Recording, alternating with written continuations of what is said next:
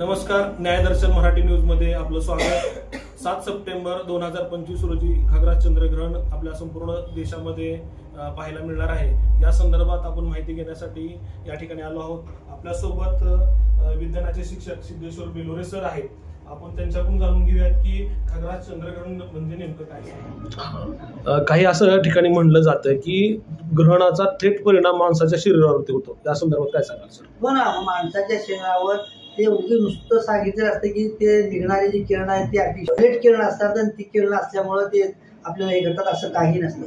कारण आपल्या पृथ्वीच्या वातावरणामध्ये ओझोन नावाचा जो वायू आहे त्या ओझोनमुळे अशा प्रकारची अनेक जे विषारी किरण असतात ते तिथंच ते सगळे नाहीसे होतात। त्याच्यातून आपल्याला येणारे सूर्यकिरण किंवा हे ते फिल्टर होऊनच येतात।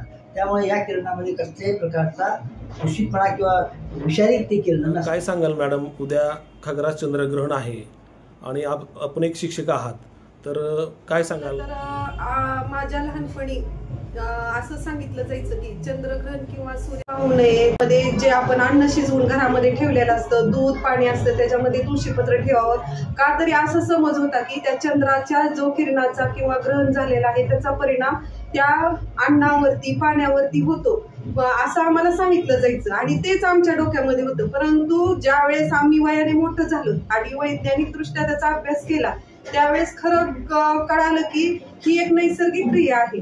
ज्या वेळेस पृथ्वी आणि सूर्याच्या आणि चंद्राच्या मध्ये पृथ्वी येते त्यावेळेस चंद्रग्रहण होतं, तसंच सूर्यग्रहण सुद्धा होतं। हे आम्हाला विज्ञानाचा अभ्यास केल्यानंतर समजलं। त्यामुळे आम्ही आता आमच्या मुलांना किंवा शाळेमध्ये मुलांना किंवा माझ्या स्वतःच्या मुलांना मी असं सांगते की खरं तर ही क्रिया आपोआप निसर्गातून घडणारी आहे। त्यामुळे तुम्हाला पूर्वीच्या काळी आम्हाला ज्या काही अंधश्रद्धेमधून सांगितलेल्या गोष्टी होत्या त्या मी न सांगता तुम्ही काय करा, तर वैज्ञानिक दृष्ट्या जो काही हा परिणाम किंवा ही जी क्रिया घडत आहे त्यावर तुम्ही पूर्णपणे विश्वास ठेवा। चंद्रग्रहण आणि सूर्यग्रहण हे खरंच घातक नाहीत, ही एक घडणारी नैसर्गातून म्हणजे आपोआप होणारी एक क्रिया आहे। तर त्यामुळे तुम्ही विज्ञानावरती विश्वास ठेवा, अंधश्रद्धेवरती विश्वास ठेवू नका। पूर्वीच्या काळी इतकं विज्ञान प्रसिद्ध झालेलं नव्हतं, त्यामुळे पूर्वीच्या लोकांना विज्ञानाविषयी जास्त माहिती नव्हती, त्यामुळे ते हे अंधश्रद्धेतूनच चालत होते। आणि असं एक मी मगाशी म्हटल्याप्रमाणे की बाबा कात्रीचा वापर केला तर कान कट होतो, गरोदर महिलांनी ओठ कट होतो, परंतु तो सूर्यग्रहणाचा किंवा चंद्रग्रहणाचा परिणाम नाही। ते काय आहे की आपल्या शरीरामध्ये त्या बाळाची वाढ होत असतानाच त्याच्यामध्ये काहीतरी कमतरता असते, तिरळेपणा येणं, कान कट होणं किंवा ओठ कट होणं अशा क्रिया किंवा गालावरती पाठीवरती एखादा काळा चट्टा उठणं हे आपल्या शरीरातून त्या बाळाला मिळणाऱ्या किंवा न मिळणाऱ्या जीवनसत्वामधून किंवा काहीतरी असं अपंगत्व हे आपल्याच जीवनसत्व कमी पडत असल्यामुळे होत असतं। परंतु हे पूर्वीच्या काळी माहीत नसल्यामुळे लोकांचा असा समज होता आणि आता विज्ञान इतकं पुढे गेले की जर तसं बाळ जर जन्माला येणार असेल तरीही ते आपल्याला सांगितलं जातं, त्याच्यावरती त्या बाळावर नंतर ते अपंग जर जन्माला येणार असेल तर त्यासाठी आपल्याला उपायही करता येतात त्या दृष्टिकोनातून। म्हणून चंद्रग्रहण आणि सूर्यग्रहण हे एक या विश्वामध्ये घडणारी नैसर्गिक क्रिया आहे। त्यामुळे अंधश्रद्धेचा ह्याला कुठंही गालबोट लागू देऊ नका आणि असं वैज्ञानिक दृष्टिकोनातून त्याच्याकडे पाहणे, त्याचा आनंद मनापासून सर्वांनी लुटा।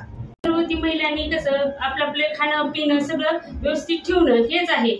आपण म्हणतो चिरल्यानंतर भाजी चिरल्यानंतर हे होते ते काहीच होत नाही। सगळे आपले अमेरिकेवाले किंवा भारतातले सगळ्यांनी तसं प्रत्यक्ष करून दाखवलं आहे ग्रहणाच्या वेळेस, की चिरून दाखवलं आहे किंवा मोडलं आहे किंवा बाहेर जाऊन सूर्याला किंवा चंद्राला बघितलेलं आहे। असं काय नाही, माझ्या कानाला थोडं म्हणजे चिरल्यासारखं होतं, मग तिनं म्हणली मॅडम मी असं काय चिरले, हे काहीच काय इफेक्ट झालं का माझ्या शरीरावरही, तसं म्हणजे असं पाळलं नव्हतं बघा हे। मग दुसरी एक महिला त्या शेजारी होती, म्हणली मॅडम उद्या तर आहे चंद्रग्रहण, मग कसं मग आम्ही पाळावं का कसं? तर ती मग मी दोघीला पण समजावून सांगितलं, कारण दोघी पण म्हणलं थांबा, आणि आमच्या सिस्टर ती पण होत्या तिथं, मग त्या म्हणल्या काहीच नाही म्हणल्या, हे काही म्हणजे कसं नैसर्गिक प्रकृती आहे ही, आणि कुठल्या शरीरावर कोणाचं म्हणजे किरणांचं कोणत्याही परिणाम होत नाही. बद्दलच खूप बोललं जातं की ग्रहणाच्या काळामध्ये गर्भ महिलांच्या संदर्भात काही काळजी घेतली जाते किंवा त्यांना सांगितलं जाते की थोडं लांब, तर त्या संदर्भात काय सांगाल तुम्ही? पहिल्या काळामध्ये म्हटलं जायचं, आम्ही ज्या वेळेला लहान होतो त्यावेळेला सांगितलं जायचं की गर्भवती महिलांनी कुठलीही हालचाल करू नये किंवा अंधाऱ्या खोलीतच बसून राहावं किंवा त्यांनी झोपायचं पण नाही किंवा हाताची हालचाल कुठलीच करायची नाही, त्यावेळेला ग्रहण सुटेपर्यंत बाहेर यायचं नाही, असं बऱ्याचशा अंधश्रद्धा होत्या, त्या पाळल्या जात होत्या. आता त्या एवढ्या पाळल्या जात नाही. आणि ज्या वेळेला ग्रहण सुटतं त्यावेळेला आपण घर स्वच्छ करणं म्हणा, आंघोळ करणं म्हणा, जे काही आपण रात्रीचं शिल्लक आणणं आहे, आता हे चंद्रग्रहण आहे हे संध्याकाळी दिसणार आहे आपल्याला आणि त्याच्यामुळे त्याची काही अडचण नाही, पण संध्याकाळी हे ग्रहण असल्यामुळं जे संध्याकाळचं जेवण ते आहे, पाणी हे वगैरे भरून ठेवलेलं ते दुसऱ्या दिवशी टाकून देऊन नव्याने पाणी भरून नव्याने देवाची पूजा करून असं पाळलं जायचं पहिल्या काळामध्ये. पण आता सध्या त्याचा एवढा इफेक्ट कोण मनावर घेत नाही, कारण आपण विज्ञान युगामध्ये वावरत असल्यामुळे. आता आपण आपल्या मुलांना काय सांगायचं हे जर मनामध्ये आलं तर आता मुलं आता कसं आहे, मोबाईलचा युग असल्यामुळं, मोबाईलचे युग असल्यामुळं मुलांना बरीचशी माहिती त्याची आहे ग्रहणाबद्दलची किंवा त्यांना शिक्षणामध्ये ती माहिती दिली जाते. त्यामुळे आपण जरी सांगायला गेलं तर आजची मुलं आपल्याला त्याच्याबद्दलचं तत्वज्ञान सांगतील. त्यामुळे ते अंधश्रद्धा पाळत नाहीत आत्ताची मुलं आपल्याला, उलट त्याच्याबद्दलचं चांगलं तत्वज्ञानच आपल्याला शिकवतील मुलं. जे ग्रहणामध्ये बोललं जातं ते बराचसा परिणाम महिलांवर होतो. पण मी काय सांगेल की ग्रहणामधील नेम गर्भवतीने पाळण्यापेक्षा घरातल्या सगळ्यांनी जर गर्भ राहिल्यानंतर महिलेला संस्कार वातावरण घरामध्ये केलं तर ते हे तुम्ही जे ग्रहणाचे नेम पाळता त्याच्यापेक्षा कितीतरी तुम्ही घरामध्ये जर एखाद्या महिलेला घरातले दिवस गेलेले असतील त्या दरम्यान तुम्ही घरामध्ये शांतता बाळगा, त्या महिलेला चांगले विचार करायला लावा, चांगले पुस्तकं वाचायला लावा किंवा आधुनिक युगामध्ये जे काही चांगलं आहे ते बघायला लावा.